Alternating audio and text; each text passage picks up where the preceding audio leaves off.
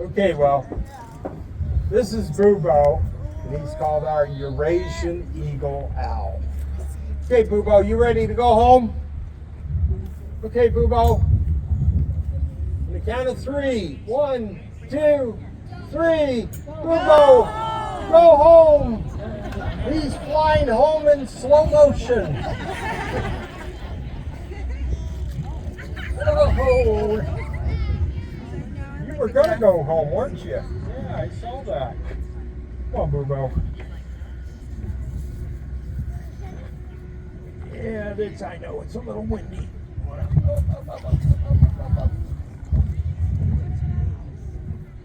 There you go. You're ready to jump in there, weren't you? There you go. That's Bubo, and he's our Eurasian Eagle Owl.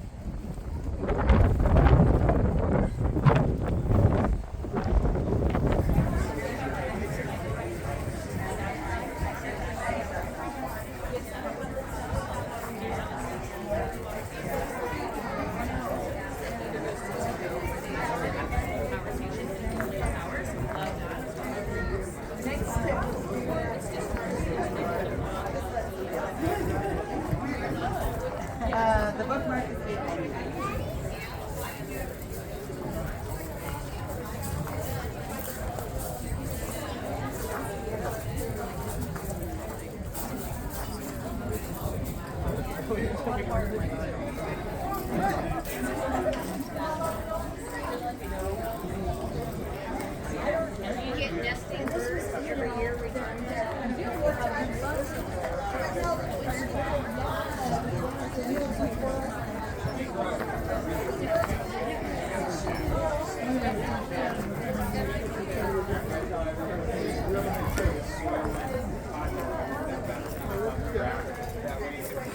Dog, kids go up the rest of the yard. There are kids flooding and a bunch of wind and rain. This ground right here isn't getting suffocated, it's never getting buried. When we planted all the gardens here in 2020,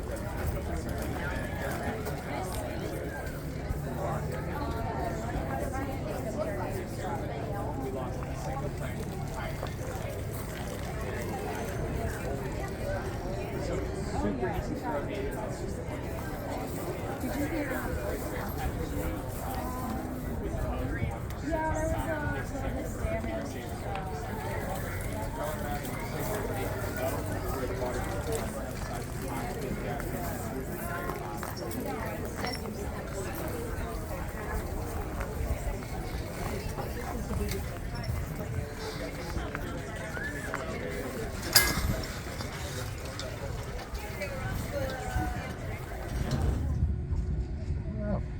Well, that's a first.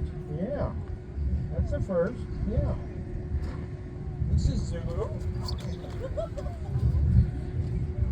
a little windy. Yeah. Come on up. It's all right. It's all right.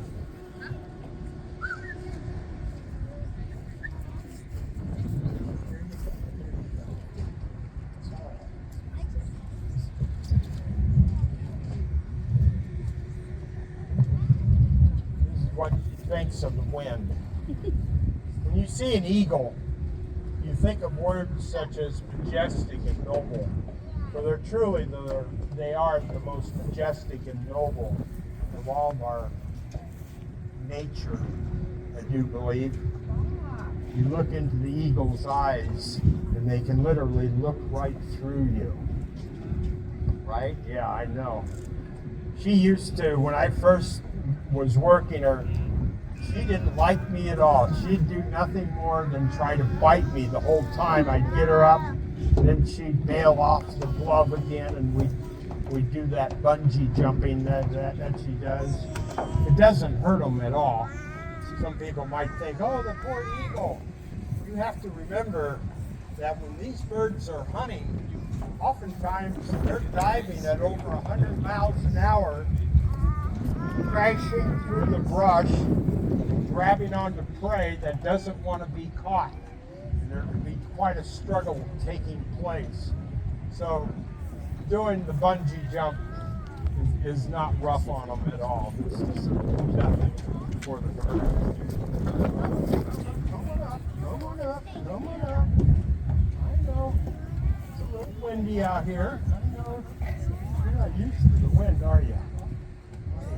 Oftentimes she'll even jump off the perch and try to grab me with her feet.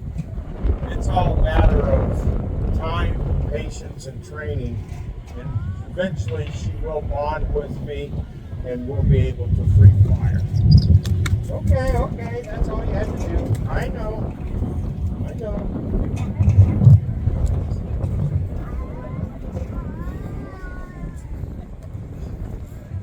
Well, this is what she did for her first month.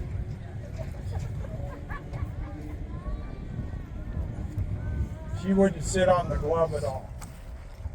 It's called the Harris hawk. I'm going to bring him out. And what I'm doing now is preparing him for free flight. And in order to free fly him, I put on a transmitter. The transmitter is hooked up to satellites. When I first started flying birds of prey back in high school, I had a teacher that was my mentor. He was a falconer, and he got me excited about birds and wildlife. Back then, the peregrine falcon was highly endangered. So was the bald eagle. And falconry was a way to learn more about the birds and to get closer to them. Make sure I got the right yes, okay, yes, here you are. Make sure everything's working.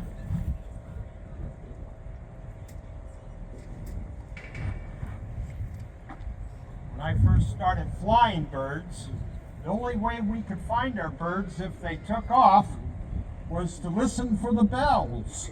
We would put bells on their legs, and it's a sport that's been practiced for over 4,000 years, falconry has. People used birds of prey to bring home food for the table during the Renaissance period. It was called the sport of kings because only a king or an emperor could have a peregrine falcon, which was their premier bird. What I'm doing now is putting on this transmitter. This transmitter has saved me so many times. In fact, after doing 3 shows every weekend, every Saturday and Sunday, this hawk never took off on me. But they decided that they wanted an extra show on Friday. And so we had 6 shows and 7 shows. He said, you know what? I'm not hungry anymore. And I'm going to go exploring. Where are you going? I know. I'm going to let you go. I'm going to let you go. But you're not going to do like you did in Minnesota.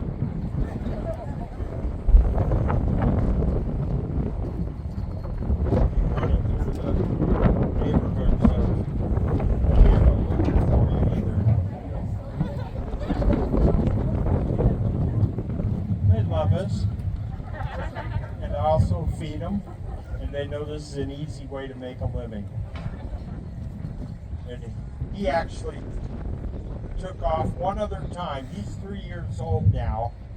When he was first learning to fly, a gust of wind came up, about like what we have now.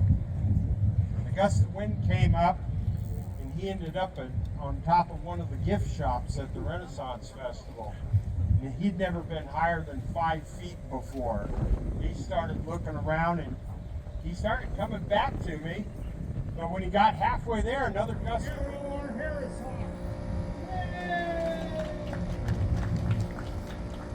This is Arrow. Curious to see what's going on. Black vultures are very, very smart. I usually have a black vulture in my program, but recently the USDA has taken over all non-bird of prey as part of their regiment and their requirements for licensing, which means a lot of paperwork. And so I no longer can work with vultures unless I want to hire an extra person to do all the paperwork. And tell you the truth, they also knock on your door, surprise inspection.